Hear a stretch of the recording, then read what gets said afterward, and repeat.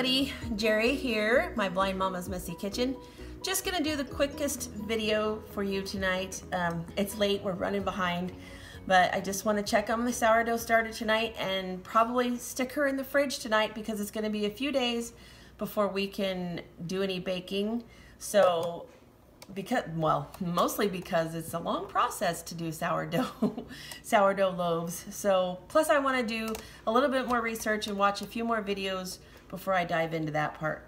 So, this is day 9, and I feel like Gladys is definitely ready. She's fully developed and fermented and all of that. So, let's take off the towel and see how Gladys did. Smells about like she did yesterday. You want me to describe it? Yep. Whoa. It, like, when the camera looks into the jar, it looks like a bunch of eyeballs looking at you. That's what they look like. They just look like a bunch of Gladys's eyeballs. Ooh, that's nasty. I know. But they're just bubbles. Oh. She does have liquid on the top. Mm-hmm. She looks just about the same, but she looks more bubbly and liquidy, which is a good thing. And a bit bigger? And yeah, tad bit bigger. Okay, so we are gonna stir this down and add the 1 cup ratio, equal parts. 1 cup flour, 1 cup water, and 1 cup starter. And it's going into one of my smaller jars again, and I hope I don't regret that. But she's not gonna go back in the oven with the light. I think she's good and ready, like I said. And I think we're going to either leave her on the counter because my house is really cool, or I am going to stick her in the fridge. And, well, if I stick her in the fridge, she might need to be in a larger jar, but I might have to deal with that later. I think you might want to stick her in the fridge because the house isn't like that cool because you have the heater on, heater's on. If you stick them in the refrigerator, it slows down the fermenting process. So, anyway, let's get going. I'm going to start stirring this up, and we'll be right back. If I can find, there we go. Eyeballs. Okay, so I have my 1 cup of starter measured out, and it's going into a smaller jar, so I'm really holding my breath while I pour it in. I'm not using my funnel for the starter. Oh, no. What? Don't you fall out of there. It's not. Because this stuff is a mess if you get it on the counter. Yeah. Do you want to tell them what happened? When I was getting the starter out of the big jar, I decided to pour it and I missed. And that wasn't on video. Oh, darn. I didn't miss the whole thing. It just kind of came out the side. Yeah. It happens. Okay. All right. Let me throw this cup in the sink.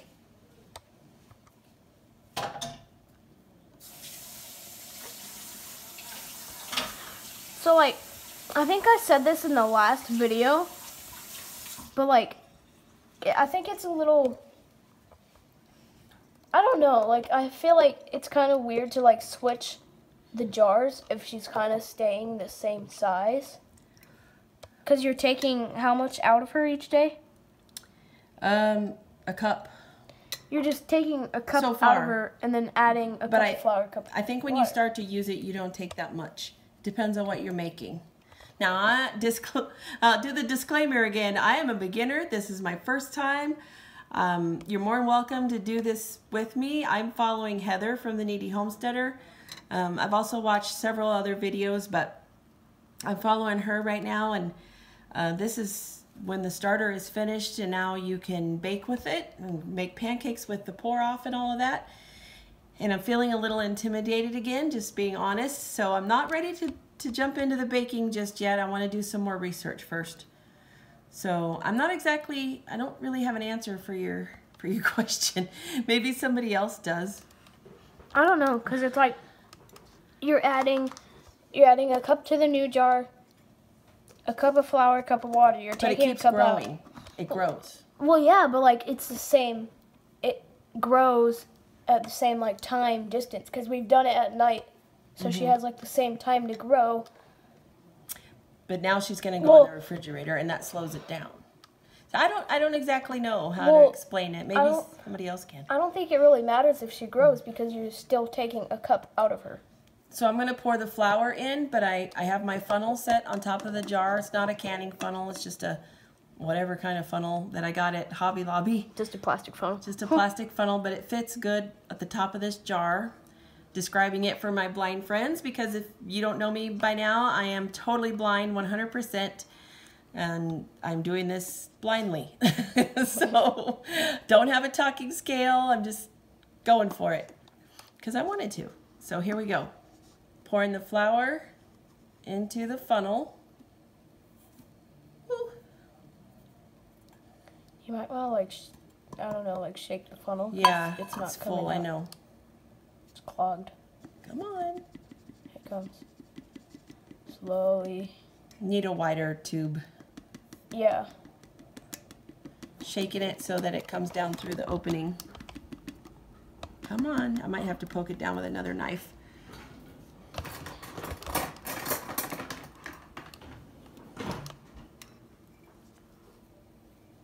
Whoops. Oh, God. Okay. Just flung some out. No big deal. Just a little flour. And more.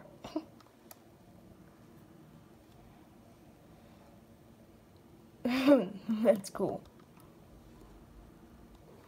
Showing it? Yeah. So she's showing the flour coming down out of the funnel as I poke it down through with a knife, a butter knife.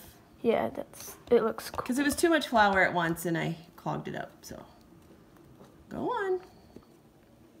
Keep going. It looks so much like brighter on camera. Come on.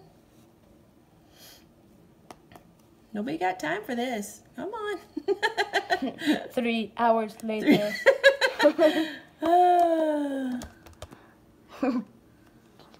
You don't even have that much in there. It's still coming out, right? Not now.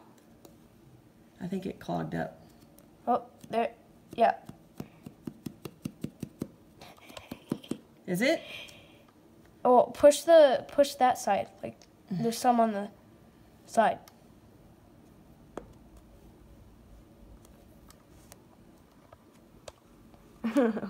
Okay, so we'll be right back before I lose all this flour. So much for that bright idea. I'm just gonna dump it, the rest of it in through through the top of the funnel. You got a little bit on the counter. It's all right. I'm not gonna stress over it, honestly.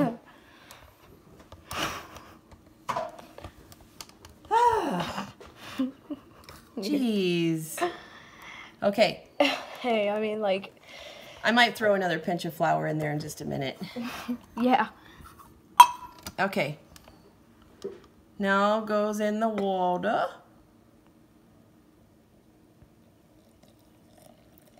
Warm water, 1 cup. Ta-da! That didn't give me any problems. Okay. Well, yeah, well, that one has a spout, so that's good. You know, you should have done the water in the water in the cup and the flour in the Pyrex. Huh? Oh, yeah, I wasn't anticipating the flour clogging it up like that. I should have thought that through better. Hey, this is my first rodeo. Okay, so we're going to get this stirred up. It's going to take a minute because I don't want to fling more flour. I don't want to fling more flour out, so we'll be right back. Okay, so it's all stirred up. I did add a couple more tablespoons of flour back to the jar. Now I'm totally nervous, like my ratios are totally messed up now. But I'm just going to relax. That's what I've been trying to do this whole time anyways. So I'm going to take this spatula out.